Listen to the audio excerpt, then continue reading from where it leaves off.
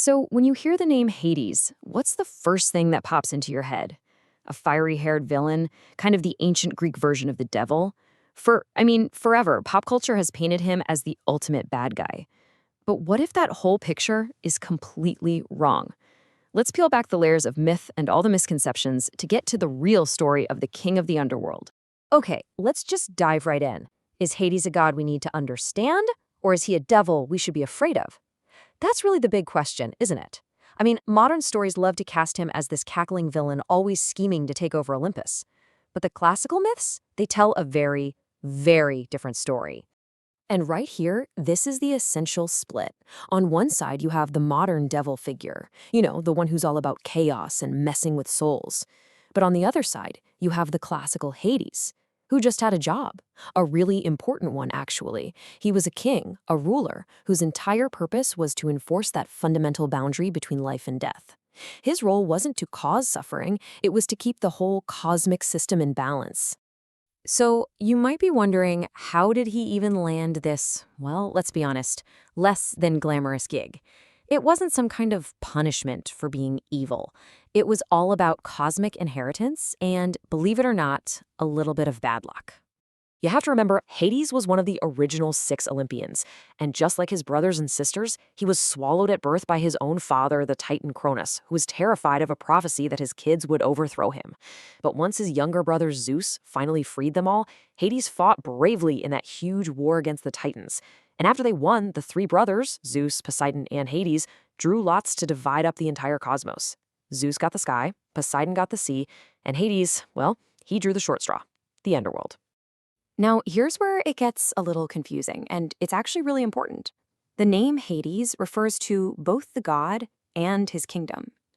And this overlap is probably a big reason for the mix-up, kind of merging the identity of the ruler with the grim nature of his realm.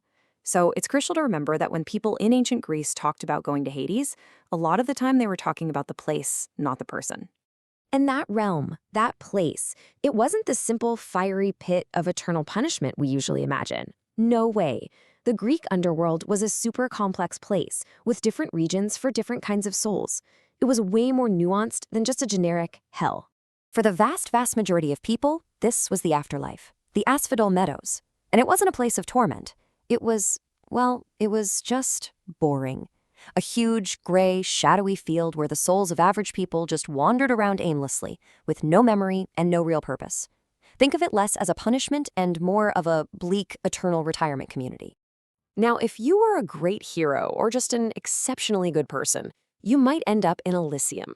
This was the Greek version of heaven, a paradise where the blessed got to enjoy a happy and peaceful afterlife. It was the best you could hope for.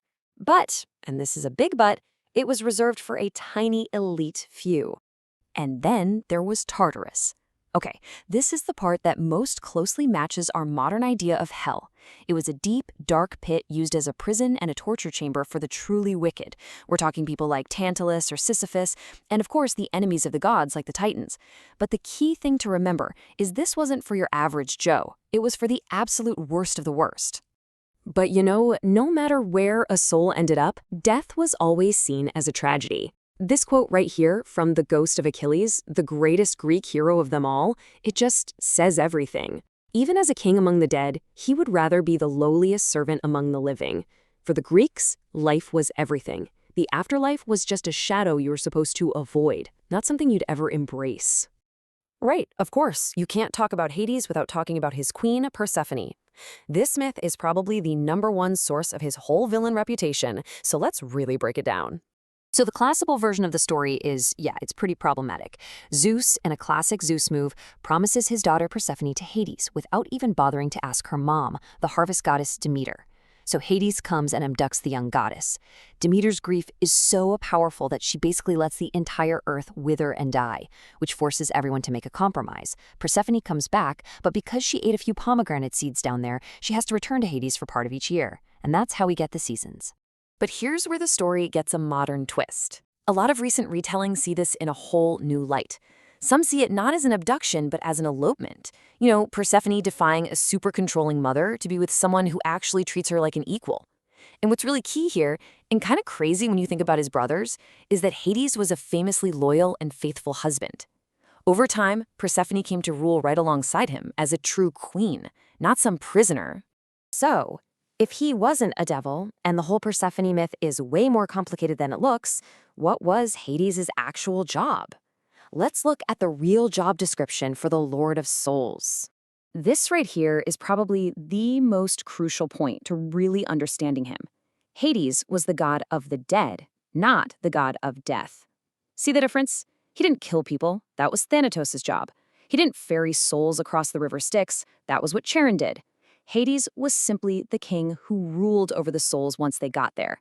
He was a manager, not a reaper. We can also see how his image kind of changed over time by comparing him to his Roman counterpart, Pluto. The Greeks were pretty scared of Hades and rarely even said his name, calling him Plouton, which means the rich one, as a kind of euphemism. The Romans really leaned into that, focusing on Pluto's role as a god of wealth, all the precious metals and gems you find deep in the earth. As Pluto, he was a lot less feared and actually more actively worshipped. So this brings us to one last really critical question.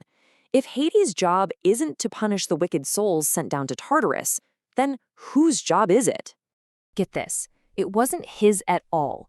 That whole duty was delegated. Justice in the underworld was handled by 3 former mortal kings, all sons of Zeus, who were famous for their wisdom: Minos, Rhadamanthus, and Aeacus. They were the ones who judged every soul, heard their case, and then assigned them to their final destination, whether that was Elysium or Tartarus. Hades just ran the kingdom. And this quote just nails it. It perfectly summarizes his true character. He wasn't a force of evil. He was a force of order. A grim, solemn, and necessary one, but order nonetheless. He was the guy who made sure the dead stayed dead and the living stayed living, maintaining the fundamental structure of the entire cosmos. So, when you look at the whole story, a totally new picture of Hades emerges, right? Not a villain, not a demon, but maybe, just maybe, the universe's most misunderstood and overworked bureaucrat. A solitary king in a dark realm, faithfully married to his queen, just trying to do the grim, thankless job he was handed. And that leaves us with a final thought. What if the Lord of the Dead was really just a stern but ultimately fair administrator of the inevitable?